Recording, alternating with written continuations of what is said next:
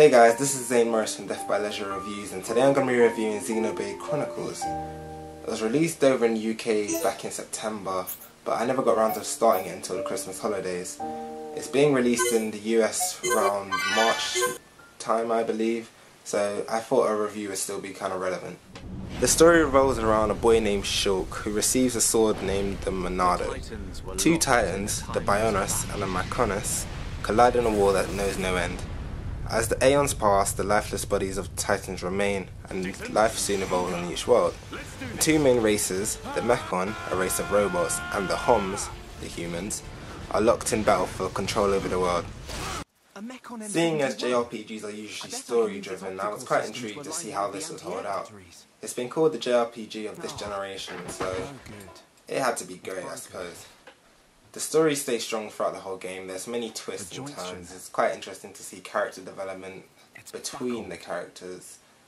It's always a big thing with games. You don't just want to see the main character fall in love with one person. You like to see background things happening. The graphics are some of the best I've seen on the Wii.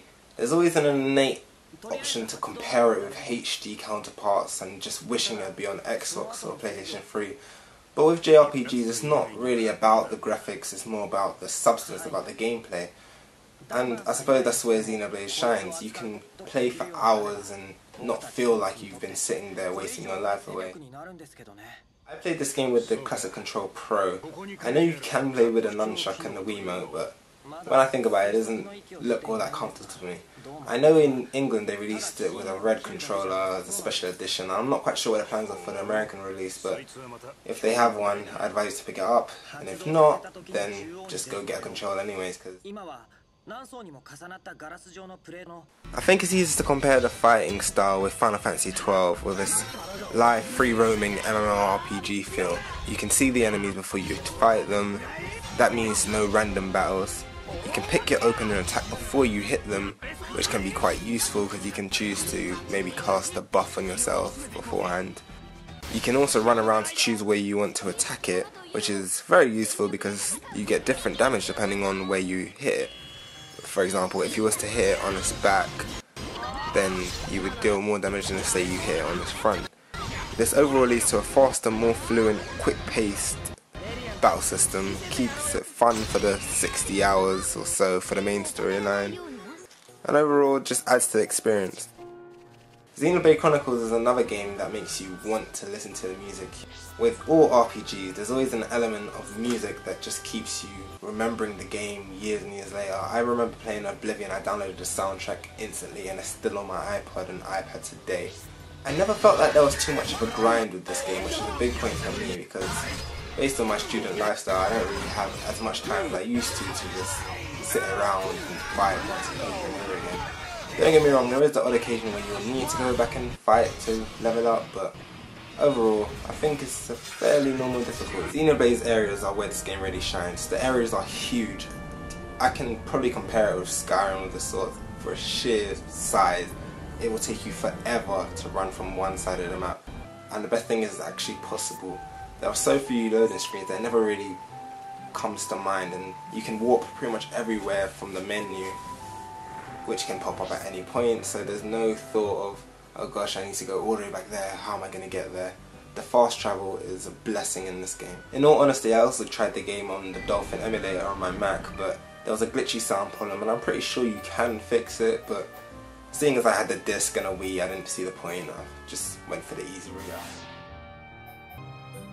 The true beauty of Xenoblade Chronicles lies in this level of customability. Your character will constantly look different through the game as you can change your helmet, armor, trousers and shoes to increase attack, defense or magic. I'm going to be honest with you, I hadn't actually finished the game at the time of reviewing. I was about 38 hours in, but based on the FAQ I'd been following, I pretty much more or less last quarter of the game. That's just me, and that was without doing any side quests because I was trying to do a bit of a speed run through during my exam period. If you have the time, this game can take you well over 100 hours. There's something in this game called a Collectopedia, where when you collect the blue orbs throughout the game, you can put them all in the book depending on what page you're on. There's different pages per location. And by the end of completing a line of a type of collectible, you will receive a new gem which will allow you to power up a certain armor which can be extremely useful. For example, you can get extra attack for your sword, or you can get burn resistance for your shoes. There's a wide level of customability, and the possibilities are endless. There are achievements in this game, but as a Wii game I don't really see the point. If it was on Xbox or PlayStation 3, there would be more of an incentive to get them. Should you play this game? Well, yeah, obviously if you want a solid Japanese RPG with hours of exploration, brilliant music, character development, beautiful scenery, a battle system that doesn't get too boring and you can still play for hours on end.